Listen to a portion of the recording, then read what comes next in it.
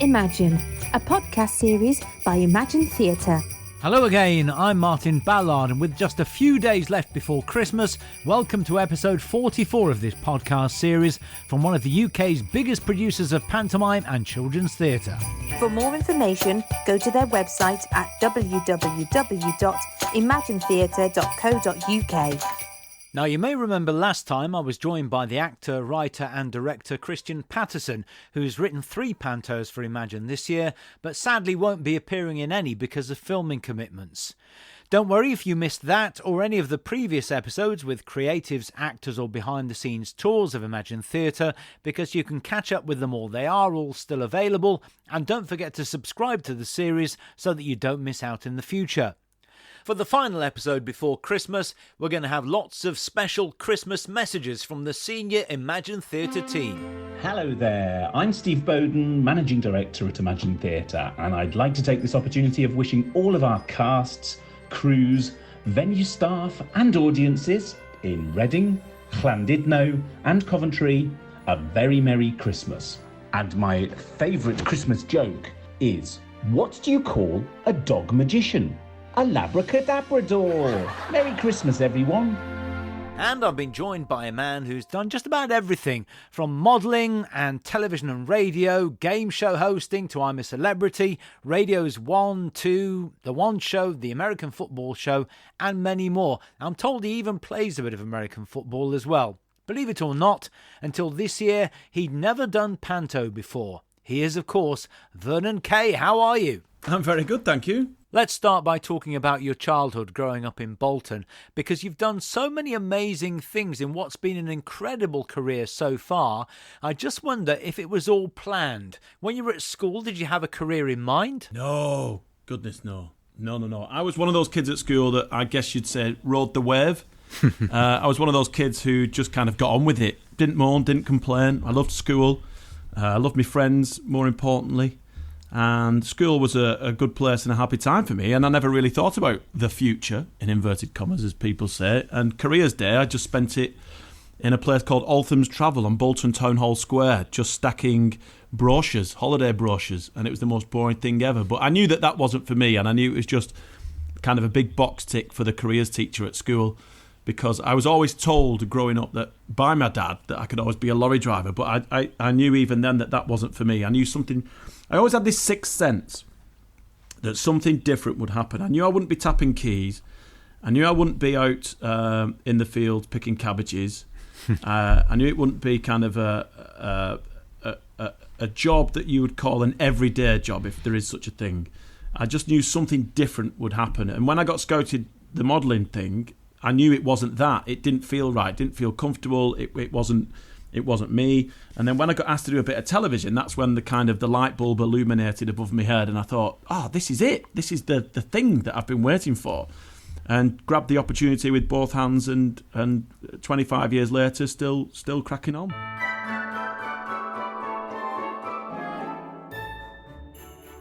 Hi, this is Laura, one of the associate producers at Imagine Theatre, and I'd like to take this opportunity of wishing our cast, crews, venue staff and audiences in Swansea, High Wycombe, Crewe and Swindon a really happy Christmas. And here goes my favourite joke. What do you call a reindeer wearing earmuffs? Anything you like, he can't hear you. Merry Christmas, everyone! More of those Christmas messages to come, and those terrible jokes as well, I have to say. But my guest for episode 44 of Just Imagine is Vernon Kay. And just going back to your childhood for a moment, Vernon, do you remember going to see panto as a child? Do you remember performing as a child in school shows, for instance? I did one school play. We did Guys and Dolls, and I was Nicely Johnson. And the lead role, Chris Walton, he couldn't sing, so I had to sing his songs as well. So we rewrote the script to make sure that I was on stage during his big scenes, and I would take over the vocals, which was quite funny. No, we never really did panto. We went to see like the high school panto and stuff like that in our local town, Horwich, near Bolton, just outside Bolton. But we never made a thing of panto until Tess and I had kids, and then we've kind of been, for the past 18 years, I don't think we've missed one pantomime since the kids were born. We absolutely love it. And that's the main reason why I'm doing Cinderella in Wycombe, is for the kids, because Phoebe's 18 now, Amber's 13, they're getting older. And I just thought this was kind of my last opportunity to do panto whilst the kids are still into it before they go off to university, the eldest one in particular. In terms of being in an audience, they say, there are several different levels of panto. First of all, you'll go as a kid and you'll enjoy it yourself. And then you may go with friends and so on, but it really comes to life again when you've got your own kids and you're sitting there, and you probably, especially when they're young, spend as much time watching their reaction as you do the show, don't you?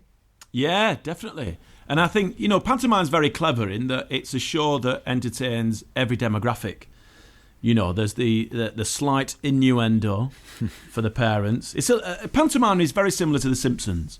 The Simpsons is a cartoon which you think appeals to the kids, but yet there's lots of in-jokes in there which appeal to mum and dads. And for me, that's exactly what pantomime should be. It's a show that entertains everyone. You don't want mum and dad sat there watching a show that's just for kids. You want mum and dad to be sat there waiting for the next, I guess, adult joke that's going to come their way, which the kids won't understand, hopefully. But yeah, it's just a lot of fun for me. I absolutely love it. I said all the various different things you've done in your career on TV and radio. Panto, of course, has that live element. You've done pre-recorded stuff, you've done live shows on TV and radio. Is it that live experience that you enjoy the most? Absolutely. Yeah, I think live telly gives you no excuses. If you've got to be perfect.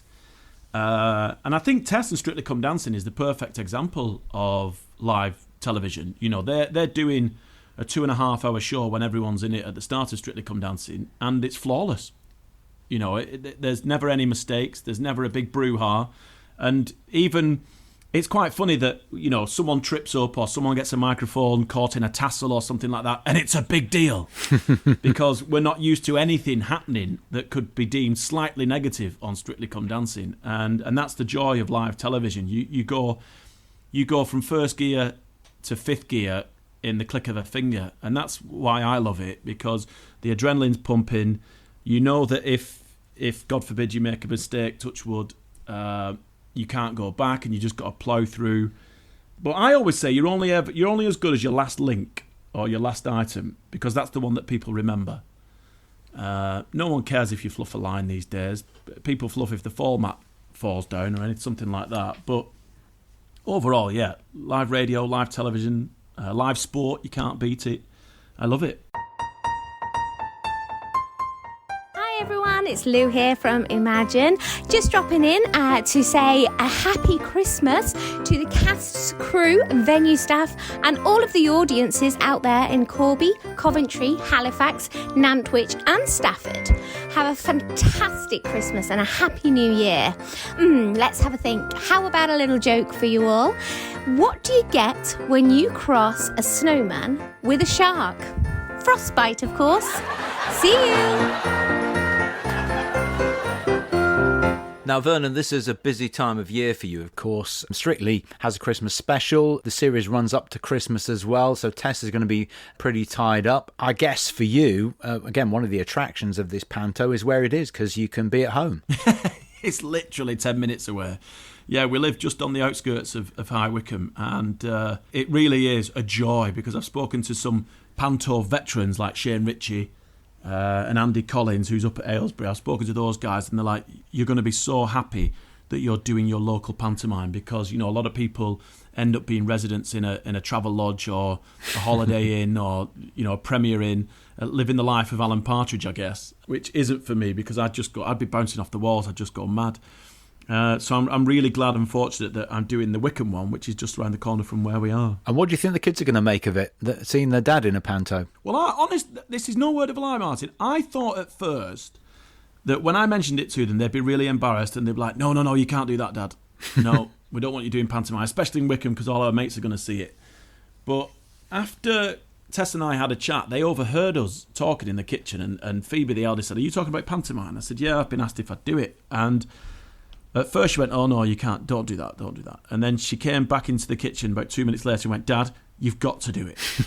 So that was the key that locked the bolt on the door, I guess, for the decision to do pantomime. Was the kids want me to do it. And I think we've got a few dates where I think Phoebe's taking her sixth form mates, Amber's taking her school mates. I think we've got I think majority of the audiences will be full of family and friends. My dad's driving down doing 3 trips with 10 plus people in a minibus from up north, like my aunties and my uncles and cousins and all that kind of stuff. So yeah, I'm looking forward to it. Yeah, you can take the boy out of Bolton, but you can't take the Bolton out of the boy, we can travel you? well. We travel well. That's why we're called the Wanderers. We travel well. You mentioned sport. I did say at the very beginning, you did, I don't know if you still do, but you did certainly play a bit of American football, didn't you? Yeah, I played American football. I started playing in 1987, I think it was. I got into the game in 85, and it was just something different because I got bored. I can't stand cricket, and being from Bolton and my school, they were obsessed by cricket, and I hated cricket because I was no good at batting and I was no good at bowling, so I ended up being one of the kids who sat on the boundary just making daisy chains, and it mentally scarred me. So every time I see cricket on television, it's only on our television for literally 2 minutes because I can't stand it, because I'm like, what a waste of my youth in PE and games, just sat on the boundary doing nothing whilst everyone else bowled and batted. So I got into American football because, I was bored of Saturday morning football. I was bored of kind of cross country, and I just found this sport called American football on Channel 4, which was on either after or before the Wonder Years with Winnie Cooper and Kevin Arnold, and I got obsessed by it, literally obsessed by it. And I learnt the rules very quickly. I learnt the players very quickly. I had posters all over my bedroom walls, and I played for the Manchester All-Stars from 87 to 91.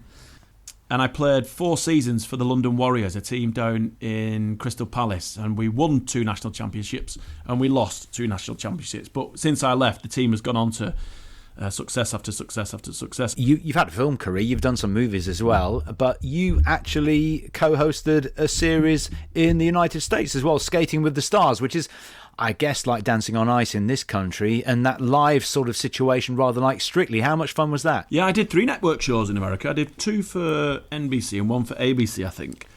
I'm kind of the master of one series when it comes to broadcast entertainment. Yeah, America was a whole different ballgame. I don't have any regrets. I have no regrets whatsoever, but that's the one thing that I would love to do again and try again, is go back to America, only because knowing now what I didn't know then, I'd approach it completely different. I would take a British team of kind of execs, producers, writers, assistants, because everyone in America has an assistant. I had an American assistant who didn't know me. I didn't know the producers. I didn't know the writers. So it was I was I guess, the wonky cog in the machine, because everyone else was American and I was English, and we do work differently. We do have a different work ethic. We do approach things differently. Obviously, we have a different sense of humour, so that has to be written into the script. And I enjoyed it, absolutely loved it. And it's 3 experiences which I would never trade in, but I would do again if possible. What did they make of the Bolton accent? I had elocution lessons. No. Yeah. I had elocution lessons for all 3 shows in America. And basically I thought, you know what, sod this. I'm just going to do an impression of Roger Moore. So that's all I did. Good evening. Hello, ladies and gentlemen, and welcome to the show. Yeah, a good friend of mine, Arlo White, actually presented quite a lot of American... He's doing really well, isn't he, over there? He is doing really well. But it's a great opportunity as well, isn't it? Yeah, it was a fab opportunity. One, like I said, that I absolutely loved looking back. But at the time, it was quite...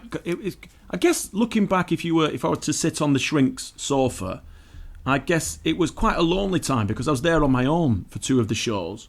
So I was kind of learning on my own. My agent didn't come with me. I didn't have any friends out in LA until I made friends, and then it eased.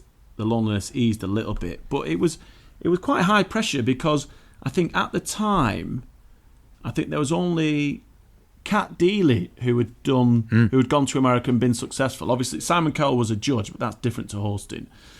And Anton Deck had tried it, and a few other people had tried it, but not actually got a show. So I was quite fortunate looking back that they hired me for 3. which was amazing. But yeah, it's the one thing that I'd love to try again. Hello, I'm Eric Potts, Artistic Director of Imagine Theatre, and I'd like to take this opportunity of wishing our casts, crews, venue staff and audiences in Inverness, Kilmarnock, Halifax and Hayes a very Merry Christmas. And my favourite joke is, where do you weigh a whale? At a railway station.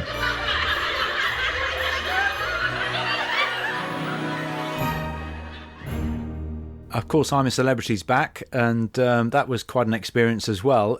Hopefully, panto won't be quite as gruelling as eating bugs and stuff like that. But well, you say that. There is a lot of audience participation, so maybe I won't be eating the bugs, but maybe someone else will. Again, the diversity of work that you've done in your career so far is absolutely incredible. So I get the impression that A, you're a workaholic, and B, you like a new challenge, and that's what panto is this year, isn't it? Yeah, I think I follow my dad's work ethic, because my dad always told us, me and my brother, when we were young, that you only get when you work hard. No one's going to give you anything, and I think that's so true, especially in this day and age, this digital world that we live in, where kids think it's so simple to stand around and talk about nothing and make a living from it. But I think pounding the streets, I pounded the streets as a model, walking around London with my book.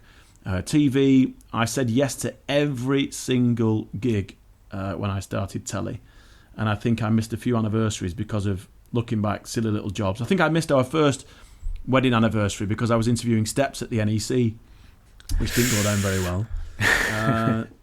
But yeah, I've always kind of, because it's a very fickle industry, and once you're through the door, it gets more difficult to kind of maintain a presence in any form of broadcast media. So I think you've got to be true to yourself, and you've got to work hard. I think once you start playing a character or being someone that you're not, you find it difficult to maintain that persona, and the audience find it difficult to relate to you. I think you've just got to be honest as well. You know, everyone knows that I used to be a caretaker, a cleaner. I used to clean telephone boxes, used to work at a DIY shop, son of a trucker. I think everyone knows at least one name of my parents. So yeah, no, I think it's, yeah, hard work pays off. Obviously, all the comic relief stuff that you've done over the years as well, the Formula E, and American football stuff for television, and sport's a key theme in your life, I think, isn't it? You mentioned Bolton Wanderers already, the American football and stuff like that. Sport's one of your passions, isn't it?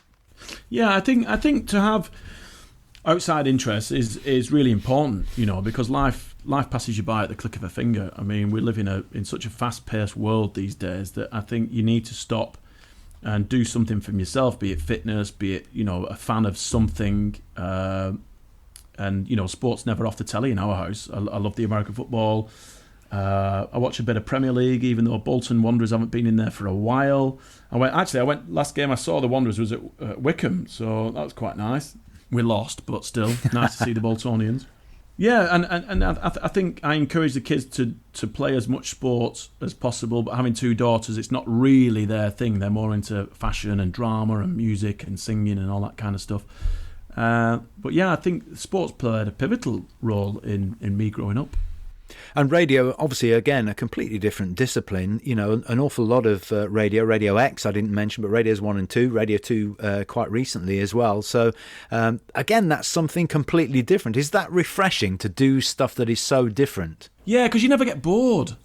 You know, they say that variety is the spice of life, and I really agree with that, you know, because I don't think I've had a 9 to 5 since I was stacking shelves at Tesco's. Everything has been kind of seat of your pants, really, and some people find that quite difficult, but I think being freelance and not knowing what's next suits me, because it kind of spurs on that drive to kind of go get, I guess.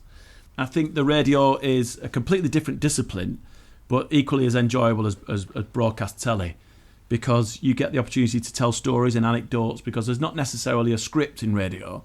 You just kind of put the microphone up and you be yourself, and for people to allow you into their front rooms, their cars, their workplaces, whilst they're busy, and you telling stories about sometimes absolute nonsense.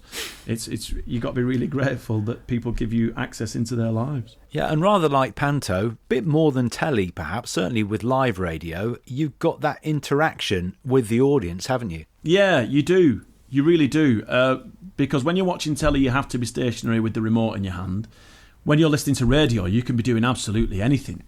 You know, you can be climbing a mountain, you can be driving a car, you can be at work, you can be with the kids, you can be in a nursery, you can be absolutely anywhere, because radio that's the beauty of that medium. And I think it teaches you to tell stories. It teaches you to not forget the intricate details of storytelling. And I had the best boss when I joined Radio 1. He said, all I want you to do is go out, live the life of the listener and explain what you did. Tell stories. Tell stories and make the airwaves really colourful and bright and fruitful with details. And I think that's what radio allows you to do is instead of having a pub conversation, you're constantly painting pictures. So when you're describing something, you would add in a couple of extra sentences which would allow people to understand what the room was like, or what the beer tasted like, or the smell in the air. Do you know what I mean? Those kind of narratives. Hi, I'm Sarah Bowden, Business Director of Imagine Theatre, and I'd like to take this opportunity of wishing our casts, crew, venue staff and audiences in Falkirk, Glenrothes and Hastings a very Merry Christmas. Well, my favourite joke of all time is, what do you call a three-legged donkey? It's a wonky! Happy Christmas! So what do you like most about panto then, and what are you particularly excited about when it comes to appearing in panto? Well, we've already talked about the live element. That's what I'm really looking forward to. I've never done anything where I've had to learn a script, and people say to me, yeah, but the script is only loose. The story is only loose. You can ad-lib and have fun with panto. So I'm really looking forward to getting into the rehearsal room. I'm looking forward to seeing, hopefully, smiling faces. I'm looking forward to basically everything. You know, the rustling of sweets and someone sneezing or coughing and all that kind of stuff whilst we're performing. Things going wrong, I'm really looking forward to.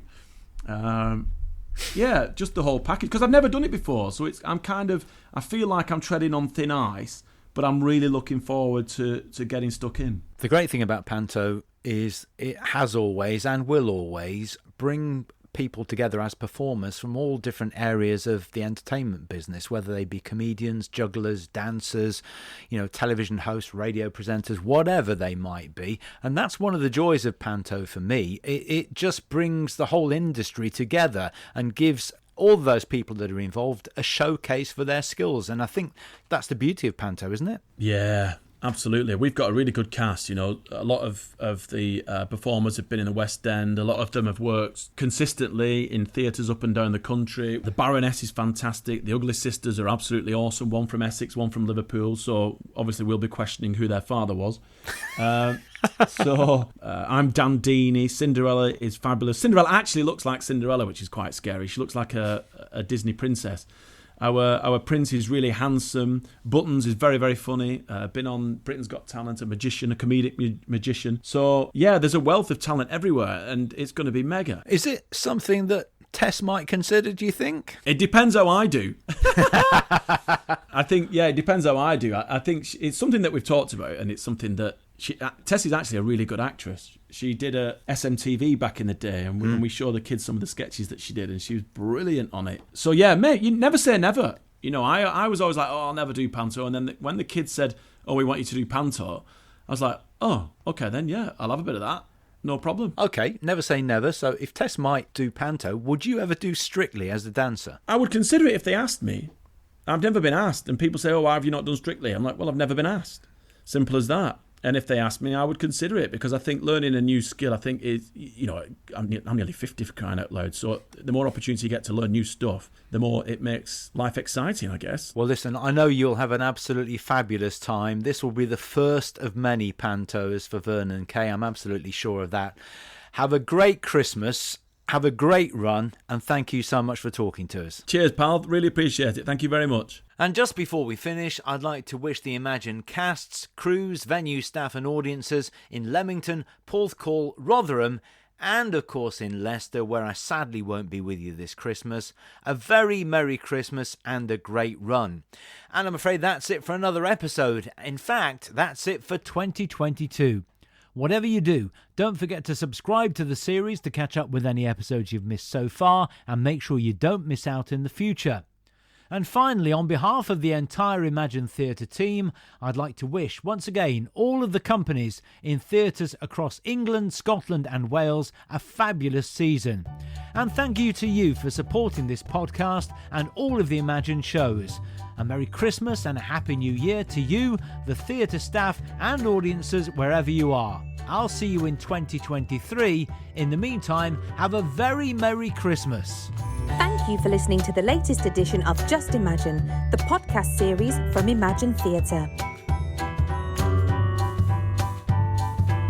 And you can find out more by going to www.imaginetheatre.co.uk.